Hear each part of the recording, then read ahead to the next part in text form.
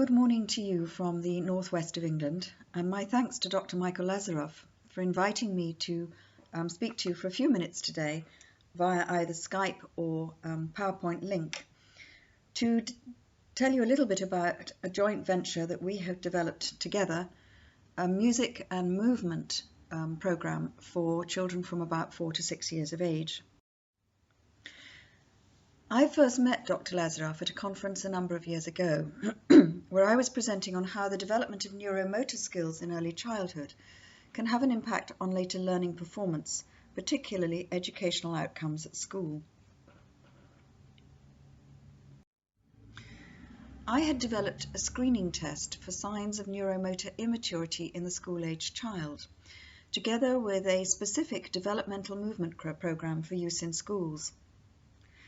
When I heard what Michael Lazaroff had developed with what was then known as his Sonatal program, both the theory and the practice, I asked him if he would write music to accompany the developmental movement program. The result was a CD which in English is called Wings of Childhood.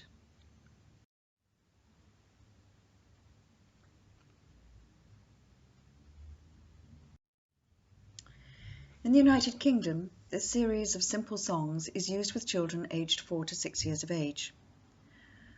The songs each tell the story of an animal character, and each character represents a different stage of movement development in infancy. First of all, the children learn the songs and the story.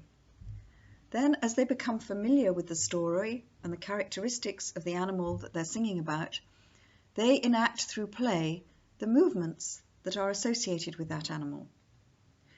The CD is also accompanied by a booklet containing the words to each song and suggested exercises and movements as the basis for the movement activities. The idea is that music and singing help to develop the phonological awareness which helps to get children ready for reading, while the movement program helps to develop some of the neuromotor skills which will support balance, posture, the ability to sit still, hand-eye coordination, and even the eye movements needed for reading. In contrast to the more formal developmental program designed at INPP to be used with children from 7 years of age, Wings of Childhood is essentially a play-based activity with scope for teachers to develop and even choreograph the movements in creative ways.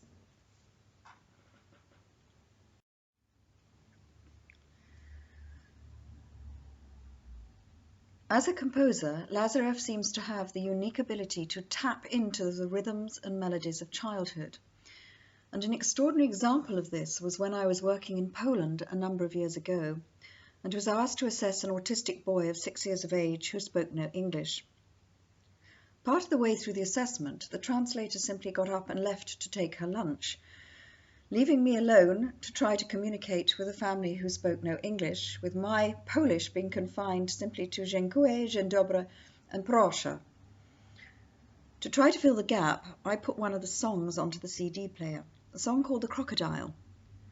Without being asked or shown in any way how to do so, the boy got down onto the floor and spontaneously crawled across the room like a crocodile in time to the piano accompaniment, which reminded me that rhythm and music actually is taken directly from movement, from the experience of movement. And when it's well crafted, it makes us want to move in certain ways. We're all familiar with what it feels like to want to dance to rock music, to want to skip to other types of music, folk music and country dancing. But the particular rhythms that Lazaroff has put together seem to be absolutely right for children of this age, that they want to get down on the floor and they want to follow with movement the songs that he has created, whether they understand what they should be doing or not.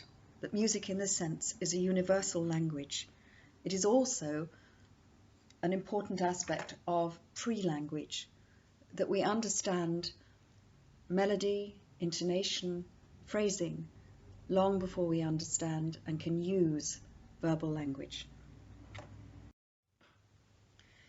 So why is there a need for songs and movement programs of this type? Well, when I first started to work in this field about 28 years ago, the majority of children I saw in clinical practice were children who came to me with primary neurological dysfunction. Something had happened at birth, during pregnancy, there might have been familial factors, or a combination of events in the first years of life, which meant that this child had a degree of neurological dysfunction. Now I'm seeing an increasing number of children where there is no obvious cause for their presenting difficulties when they enter the school system. But in terms of their environmental experience, they are getting less and less opportunity for physical interaction with the environment and social engagement with another human being.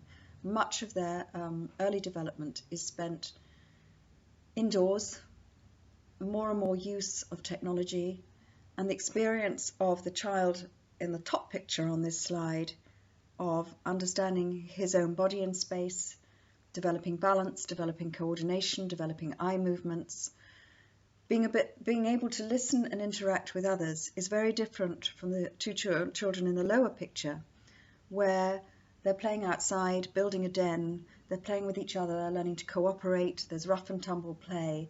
There are all the elements that young mammals need in their development to grow up to be healthy members of a pack. And when we deprive our children of these experiences, we potentially set up problems for later on. So these two slides are just a reminder that the earliest elements of language are musical and mimetic. The child in the slide on the left mimicking beautifully, or maybe the monkey is mimicking each other's movements. They understand each other through the language of mime and gesture. And the little baby on the right, who has a mother who has learnt that it's important to wait when you talk to your infant, to give your infant time to process and respond. And if you do that, then the infant will respond back with answering phrases that are essentially musical. But let's just hear what happens. Then what did you do?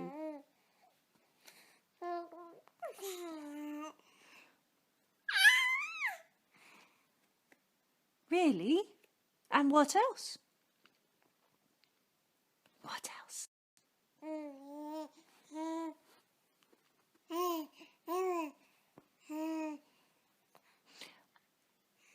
And then what? What else?